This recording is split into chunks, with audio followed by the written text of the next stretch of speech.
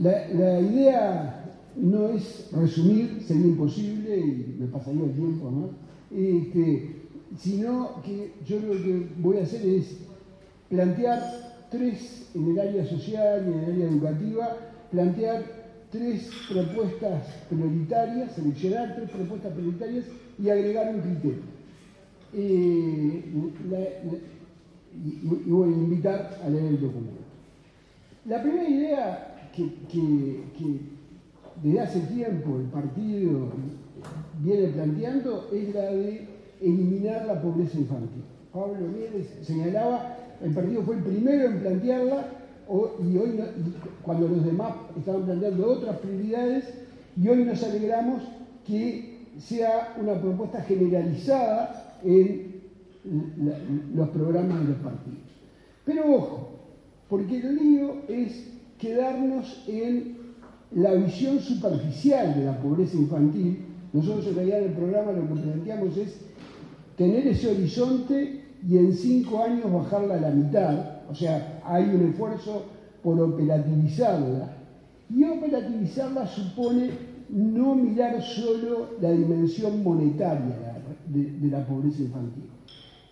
La plata es condición necesaria, pero está lejísimo de ser suficiente, especialmente para el núcleo más duro de pobreza, que es el que está teniendo los hijos y el que está criando a los hijos en los sectores más pobres. Entonces, nosotros por un lado reconocemos y valoramos las transferencias monetarias condicionadas creadas en el 2007 por el Frente Amplio, con un rol protagónico de las familias de esos niños y de las mujeres, de las madres. Por otro lado, valoramos mucho las mejoras muy importantes en el diseño y sobre todo en la gestión, que eran imprescindibles y que se hicieron en este periodo, y pensamos y proponemos que son necesarias una serie de profundizaciones, sobre todo en el diseño de la modalidad transferencias monetarias condicionadas, que es como la columna vertebral de la superación de la pobreza infantil. Y ahí marco dos ideas. Primero, la articulación de las condicionalidades con las otras políticas sociales que de alguna manera deberían estar en sinergia con las transferencias. Estoy hablando, por ejemplo, de la salud. ¿Cuántos de los niños que sus familias reciben transferencias cumplen con los requisitos de atención pediátrica cuando son chiquitos de 1 mes y después de 1 año, que sabemos que tienen una vinculación fuertísima con el desarrollo futuro de esos niños? Ese dato ni está, y además hay la exigencia de que eso sea una condicionalidad. Lo mismo es necesario mejorar la articulación de las condicionalidades con el sistema educativo. Pero además nosotros proponemos complementar las transferencias con un mecanismo que llamamos de apoyo socioafectivo. Hay una experiencia muy prometedora, reciente, del MIDES, con una herramienta desarrollada por la Universidad de Montevideo de teleasistencia, porque el lío es, si el apoyo va a ser licitado a las familias, es carísimo y pesado, y hasta pesado para las familias y poco práctico. No es que la teleasistencia, la idea es que reemplace las visitas a la familia y los contactos personales, sino que los complemente y los optimice a través de inteligencia artificial, que es parte de las herramientas, y a través de técnicos que se comunican telefónicamente con las familias. Hoy en el Uruguay, en todos los sectores, también en los pobres, hay presencia de celulares fuerte en los hogares y en las personas. Ahí entonces lo que nos parece es, no solo hablemos de la plata, hablemos de qué vamos a hacer con esa plata y de gastarla con mucho más eficiencia, porque plata se ha gastado. El problema no es el volumen de recursos, el problema es la calidad y la efectividad de ese gasto. Esto requiere recursos. Mi último comentario va a ser sobre los recursos. Segunda propuesta, profundizar para consolidar, consolidar profundizando la transformación educativa. Ahí telegráficamente señalo 4 desafíos enormes que era imposible que se enfrentaran en este periodo de gobierno, pero que son imprescindibles para que, por ejemplo, el marco curricular que se aprobó y que es un cambio enorme, radical, en programas absolutamente arcaicos, anacrónicos que tenía el Uruguay hasta el año 2022, puedan efectivizarse adentro de las aulas y del funcionamiento de los centros educativos. Estoy mencionando algo que estaba en el plan de gobierno, estaba en el plan de la ANEP de este periodo de gobierno, que es la reforma del estatuto docente. Hay que cambiar las relaciones laborales en el sistema educativo. Las relaciones laborales del sistema educativo son rigurosa y férreamente corporativistas. Los docentes eligen cada año el centro donde van a trabajar. Está bien que elijan, pero no solo que elijan ellos. También que haya criterios del sistema educativo de dónde asignarlos.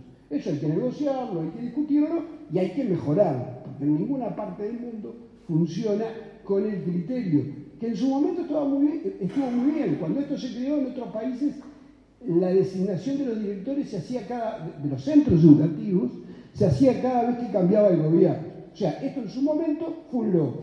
Hoy somos de alguna manera víctimas de aquel logro. Segunda gran reforma, el sistema de supervisión.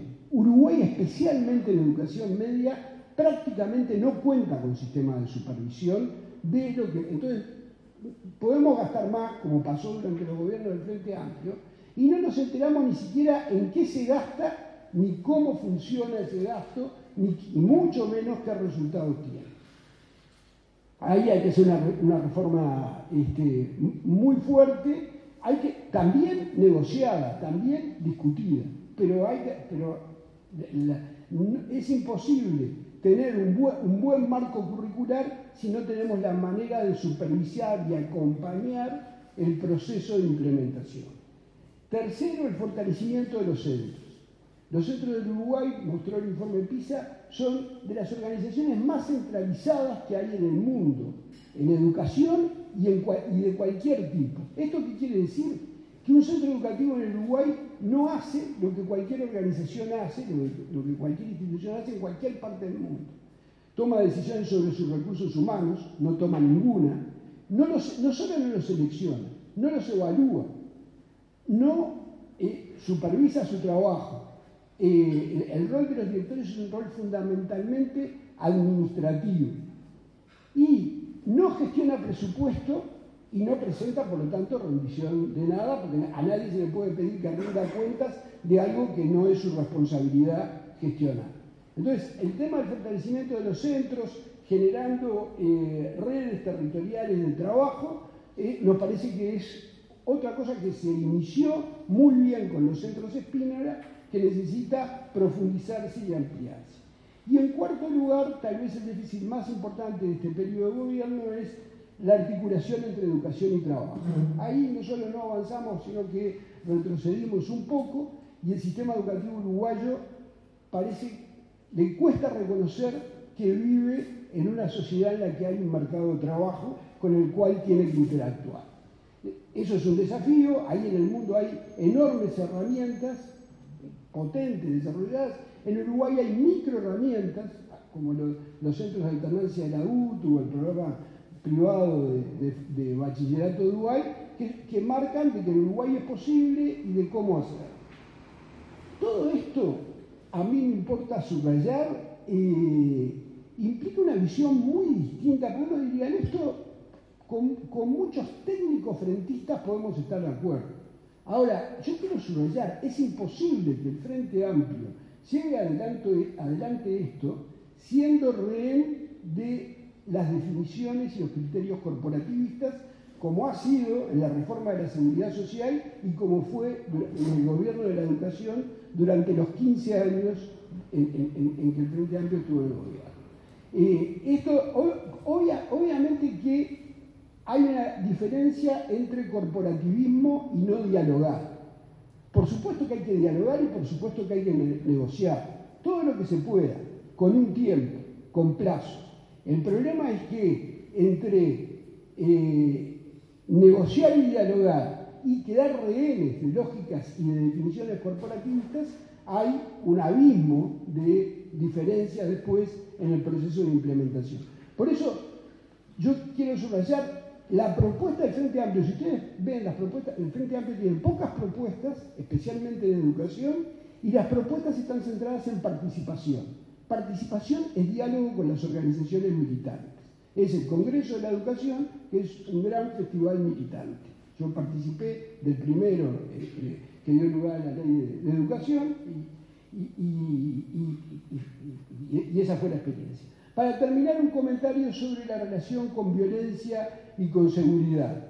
Nosotros entendemos que las cárceles, a la vez que tienen que cumplir con sus cometidos penales y con sus cometidos y con sus criterios de seguridad, deben ser una herramienta de integración social. Ahí planteamos 3 metas que las planteo muy sinópticamente para que quede claro la profundidad que esto requiere y el cambio en la gestión.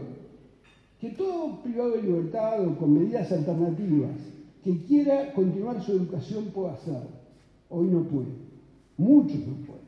Y hay muchísimos analfabetos. Que todo privado de libertad que quiera trabajar y cobrar por ese trabajo pueda hacerlo, y que todo aquel que quiera atender, superar el uso problemático de drogas también pueda hacerlo.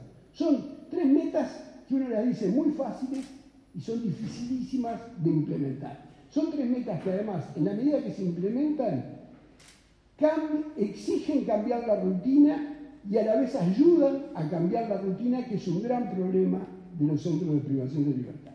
Para terminar, muy rápido, el criterio. Estos cambios que estoy planteando, o que estamos planteando y que están planteando están planteados en el documento del partido, yo, retomando el problema fiscal que planteaba Álvaro, quiero ser enfático en esto. No suponen hoy en el Uruguay un problema de plata. El problema principal no es la plata. El problema principal es la inercia del Estado uruguayo. Porque con el 40% de incremento per cápita de educación y de transferencias y de todas las políticas sociales que supone el descenso abrupto que hemos tenido en la natalidad, tenemos muchísimos más recursos. El problema es que tenemos una compulsión a seguir haciendo lo mismo. Y seguir haciendo lo mismo es no responder a estos problemas estructurales que hace poco Pablo planteaba. El Uruguay tiene desde hace décadas y que apenas hemos empezado a resolver. Y que yo marcaba con estas prioridades. Pobreza infantil, abandono y fuertísima inequidad del sistema educativo, que es básicamente público. Ya estamos hablando de inequidad de la educación pública y desocupación juvenil, triplicando la del resto de las edades, la de los adultos, también como una característica estructural del mercado laboral uruguayo. El desafío para lograr eso es consolidar y superar los procesos de cambio, algunos viejos, algunos planteados incluso, como planteaba Álvaro en relación al riego, desde hace décadas, pero que Uruguay tiene facilidad para las reformas incrementales cuando es agregar cosas, cuando es agregar programas, cuando es agregar beneficiarios, y le cuesta un montón y es un drama cada reforma de fondo. Gracias.